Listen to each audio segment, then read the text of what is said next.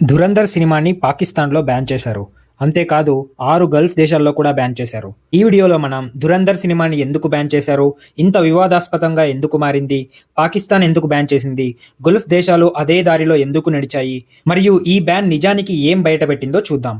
ధురంధర్ సినిమాని ఎందుకు బ్యాన్ చేశారు? కొన్ని కథలు అబద్ధం కాబట్టి బ్యాన్ చేయరు. అవి పచ్చి నిజాలు కాబట్టి బ్యాన్ చేస్తారు. ధురంధర్ సినిమా విషయంలో కూడా ఇదే జరిగింది. ఈ కథ పాకిస్తాన్‌లోని కరాచీతో ప్రారంభమవుతుంది. కరాచీ లోపల ల్యారీ అనే ఒక ప్రాంతం ఉంటుంది.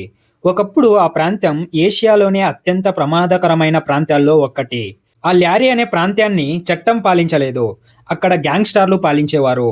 రెహమాన్ డకాయిట్ ఇతను drug cartels, arms smuggling and illegal businesses చేసేవారు.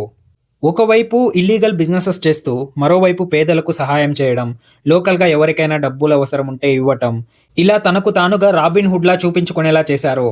నెమ్మదిగా అతని ప్రభావం అక్కడ ఎంత పెరిగిందంటే ల్యారీ వీధుల నుంచి అధికారం ఒక కారిడార్ల వరకు పెరిగింది. ధురంధర్ సినిమా ఒక్క విషయంని స్పష్టంగా చూపిస్తుంది. ఈ గ్యాంగ్‌స్టర్ అక్కడ ఒంటరిగా బతకలేదు. అక్కడ రాజకీయాలు కూడా ఉన్నాయి. అక్కడ నేరం కూడా ఉంది. రెండూ చేతులు కలిపి నడిచాయి. ఈ రెహమాన్ డెకాయెట్‌కు పాకిస్తాన్ పీపుల్స్ పార్టీతో నేరుగా సంబంధాలు ఉన్నాయి. ఈ కథ ద్వారా ధురంధర్ సినిమా చెప్పాలనుకున్న పెద్ద నిజం ఇదే. ఈ పాకిస్తాన్ రాజకీయ వ్యవస్థ దశాబ్దాలుగా గ్యాంగ్‌స్టర్లు, నేరస్తులు, టెర్రర్ నెట్వర్క్స్ మీదే అధికారాన్ని నిలబెట్టుకుంది. ప్రాంతాలను కంట్రోల్ చేసింది, ప్రభావాన్ని సంపాదించింది. కానీ ఇలాంటి ముఖాన్ని పాకిస్తాన్ ప్రపంచానికి చూపించాలి అనుకోలేదు. అందుకే పాకిస్తాన్ ఈ సినిమాను పూర్తిగా బ్యాన్ చేసింది. కానీ కథ అక్కడితో ఆగలేదు. పాకిస్తాన్ బ్యాన్ చేసిన తర్వాత ఇంకా షాకింగ్ విషయం జరిగింది. 6 గల్ఫ్ దేశాలు కూడా ధురంధర్ సినిమాని బ్యాన్ చేశారు. దీనికి వాళ్ళు చెప్పే రీజన్ ఏంటి అంటే ఈ మూవీ యాంటీ పాకిస్తాన్ నరేటివ్ని ప్రమోట్ చేస్తుంది, అందుకే బ్యాన్ చేశామని చెప్తారు.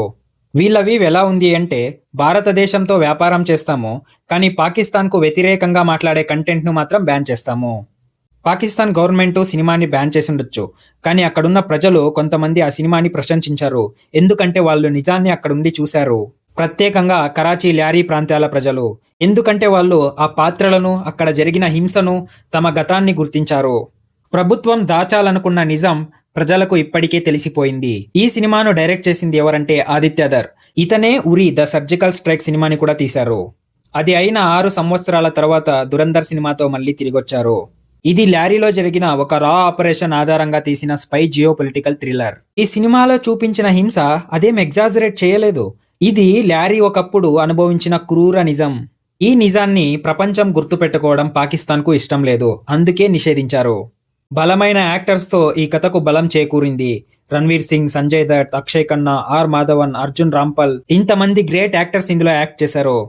వీళ్ళు బ్యాన్ చేసిన సినిమాకి ఏమీ ఫరక్ పడదు. కేవలం ఒక్క వారంలోనే ఇండియాలో 200 crores, ఓవర్సీస్లో 50 crores, total 250 crores collect చేసింది.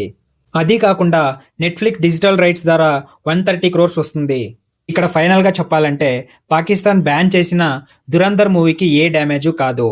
ఇది వాళ్లకున్న నిజం పట్ల భయంని బయటపెట్టింది. గల్ఫ్ నేషన్స్ది ఒక హిపోక్రసీ బయటపెట్టింది. దీని మీద మీ అభిప్రాయాలను కమెంట్స్లో రాయండి. ఈ వీడియో నచ్చినట్లయితే లైక్ చేయండి, మీ ఫ్రెండ్స్కు షేర్ చేయండి. మరి ఇలాంటి డైలీ ఇన్ఫర్మేటివ్ వీడియోస్ కోసం ఈ ఛానల్కు సబ్స్క్రైబ్ చేయండి. I hope you found this video informative. Thanks for watching and see in the next one.